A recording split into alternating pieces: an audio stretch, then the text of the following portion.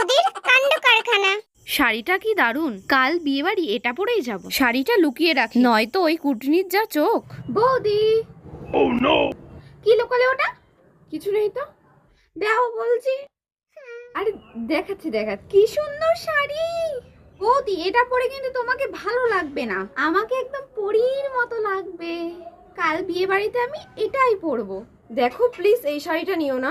দাঁড়াও তোমার মজা দেখাচ্ছি। মা দিয়েই দিই, নয়তো মা মেয়ে দুজনেই চিল্লামিল্লি শুরু করে দেবে। দাঁড়াও, মজা এবার তোমায় দেখাচ্ছি। কাল তোমার খাবারে জোলাপ মিশিয়ে দেবো, আর সারাদিন তোমায় বাথরুমেই থাকতে হবে। বাপরে, পেটটা কি গুড়গুড় করছে গো।